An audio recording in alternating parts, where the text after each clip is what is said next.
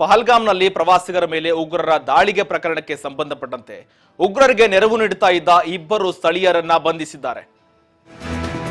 ಇಬ್ಬರು ಸ್ಥಳೀಯರನ್ನ ಸೇನೆ ಬಂಧನ ಮಾಡಿದೆ. ಜೊತೆಗೆ ಅಲ್ಲಿರ್ತಕ್ಕಂಥ ನೆರವು ನೀಡುತ್ತಾ ಇದ್ದ ಉಗ್ರರಿಗೆ ಸ್ಥಳೀಯರು ನೆರವು ನೀಡುತ್ತಾ ಇದ್ರು. ಅಂತವರನ್ನ ಹುಡುಕಿ ಅರೆಸ್ಟ್ ಮಾಡಿದ್ದಾರೆ.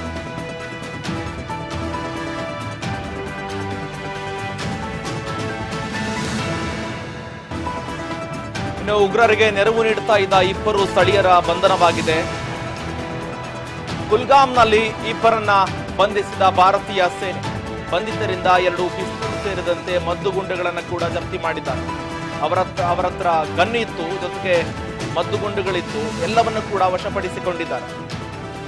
ಇಲ್ಲೇ ಗೊತ್ತಾಗುತ್ತೆ ಇವರು ಯಾವ ರೀತಿಯ ಅಲ್ಲಿ ಜೀವಿಸ್ತಾ ಇದ್ರು, ಯಾವ ರೀತಿಯಾಗಿ ಉಗ್ರರಿಗೆ ನೆರವು ನೀಡುತ್ತಾ ಇದ್ರು. ಸಾಮಾನ್ಯ ಪ್ರಜೆಗಳಾಗಿದ್ರೆ ಇವರ ಹತ್ರ ಯಾಕೆ ಇಂತಹ ವಸ್ತುಗಳೆಲ್ಲ ಕೂಡ ಇರ್ತಾ ಇತ್ತು. ಉಗ್ರರಿಗೆ ನೆರವು ನೀಡುತ್ತಾ ಇದ್ರು. ಇಬ್ಬರು ಸ್ಥಳೀಯರನ್ನ ಬಂಧನ ಮಾಡಿದ್ದಾರೆ ಸೇನೆ. ಕುಲ್ಗಾಮ್ನಲ್ಲಿ ಇಬ್ಬರನ್ನ ಬಂಧಿಸಿದ ಭಾರತೀಯ ಸೇನೆ.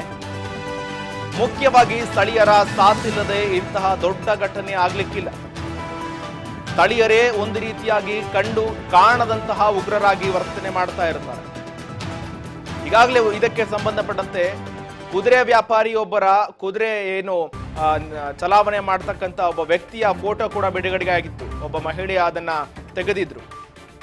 ಆ ವ್ಯಕ್ತಿಯೇ ಇದಕ್ಕೆ ಕಾರಣ ಎನ್ನುವ ಮೂಲಕವಾಗಿ ಕೂಡ ಅವನನ್ನ ಅರೆಸ್ಟ್ ಮಾಡಿ ವಿಚಾರಣೆಗೆ ಒಳಪಡಿಸ್ತಾ ಇದ್ದಾರೆ. ಒಂದು ಕಡೆಯಲ್ಲಿ ಅವನು ಕೂಡ ಇದರಲ್ಲಿ ಭಾಗಿಯಾಗಿದ್ದ ಎನ್ನುವ ಶಂಕೆ ಕೂಡ ವ್ಯಕ್ತವಾಗಿತ್ತು.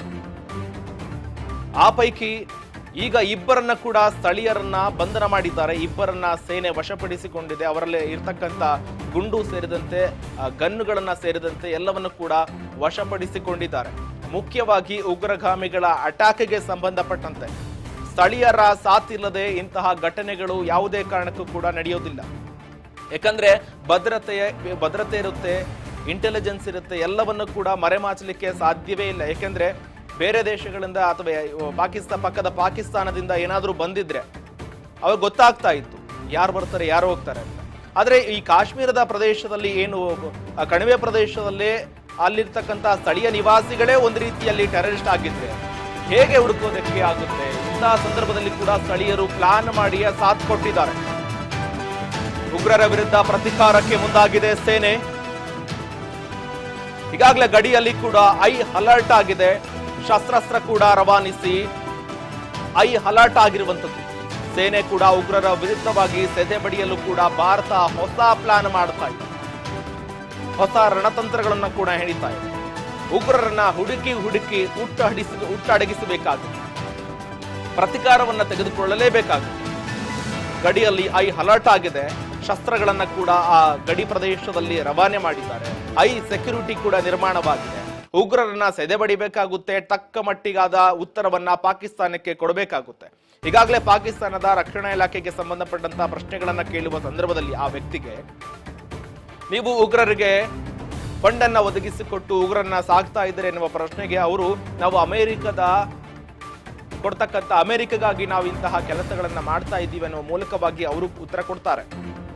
ಆದ್ರೆ ಒಂದು ರೀತಿಯಾಗಿ ಉಗ್ರರಿಗೆ ಇವರೇ ಸಾಥ್ ಕೊಟ್ಟು ಇವರೇ ಬೆಳೆಸಿದ ಆ ಪಾಪಿ ಆ ದುಷ್ಟ ಜನಗಳನ್ನ ಇವರೇ ಆಹಾರ ಇಟ್ಟು ಮೇಯಿಸ್ತಾ ಕಾಶ್ಮೀರವನ್ನ ನಾವು ವಶಪಡಿಸಿಕೊಂಡೇ ಕೊಳ್ಳುತ್ತೇವೆ, ಅದು ಕಾಶ್ಮೀರ ನಮ್ಮದು ಅಂತ ಕೂಡ ಆ ರಾಜಕೀಯ ಭಾಷಣಗಳಲ್ಲಿ ಅವರು ಕೂಡ ಪಾಕಿಸ್ತಾನದಲ್ಲಿ ಎಷ್ಟೋ ಬಾರಿ ಹೇಳಿಕೆಗಳನ್ನ ಕೊಡ್ತಾ ಇದ್ರೆ ಅದೇ ರೀತಿ ಒಂದು ಭಾಷಣ ಆದ ನಂತರ ಇಂಥ ದಾಳಿ ಆಗುತ್ತೆ.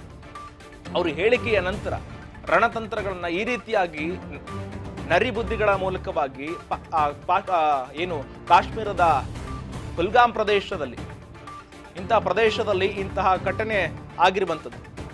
ಈ ಬಗ್ಗೆ ಹೆಚ್ಚಿನ ಮಾಹಿತಿ ಕೊಡ್ತಾರೆ ನಮ್ಮ ಪ್ರತಿನಿಧಿ ಬಸವರಾಜ್ ಸಂಪರ್ಕದಲ್ಲಿದ್ದಾರೆ. ಬಸವರಾಜ್, ಈಗಾಗಲೇ ಪಾಕಿಸ್ತಾನವನ್ನ ಹುಟ್ಟಡಗಿಸಬೇಕಾಗಿದೆ, ಪಾಕಿಸ್ತಾನಕ್ಕೆ ತಕ್ಕ ಉತ್ತರ ಕೊಡಬೇಕಾದ ನಿಟ್ಟಿನಲ್ಲಿ ಕೂಡ ಭಾರತದ ಸೇನೆ ಸಜ್ಜಾಗ್ತಾ ಇದೆ. ಆ ಹಿನ್ನೆಲೆಯಲ್ಲಿ ಕೂಡ ಈಗಾಗಲೇ ಇಬ್ಬರನ್ನ ಕೂಡ ಸ್ಥಳೀಯ ನಿವಾಸಿಗಳು ಅವರಿಗೆ ಬೆಂಬಲವನ್ನ ಕೊಟ್ಟಿದ್ರು, ಅವರಿಗೆ ಸಾಥ್ ಕೊಟ್ಟಿದ್ರು ಎನ್ನುವ ಮೂಲಕವಾಗಿ ಕೂಡ ಇಬ್ಬರನ್ನ ಬಂಧನ ಮಾಡಿದ್ದಾರೆ. ಈಗಾಗಲೇ ನಿನ್ನೆ ಉಗ್ರರಿಗೆ ಸಂಬಂಧಪಟ್ಟ ಕೆಲವು ಮನೆಗಳನ್ನ ಕೂಡ ಧ್ವಂಸ ಮಾಡಿದ್ದಾರೆ. ಇದಕ್ಕೆ ಸಂಬಂಧಪಟ್ಟಂತ ಹೆಚ್ಚಿನ ಮಾಹಿತಿ ಕೊಡೋದಾದ್ರೆ ಬಸವರಾಜ್. ಶ್ರೀಕಾಂತ್, ಈಗಾಗಲೇ ಜಮ್ಮು ಮತ್ತು ಕಾಶ್ಮೀರದಲ್ಲಿ ಏನು ಉಗ್ರರ ದಾಳಿ ಪ್ರಕರಣ ಏನಿದೆ, ಈ ಒಂದು ಹಿನ್ನೆಲೆಯಲ್ಲಿ ಭಾರತೀಯ ಸೇನೆ ಕೂಡ ಸಾಕಷ್ಟು ಕಾರ್ಯಾಚರಣೆಗೆ ಮುಂದಾಗಿರ್ತಕ್ಕಂಥದ್ದು.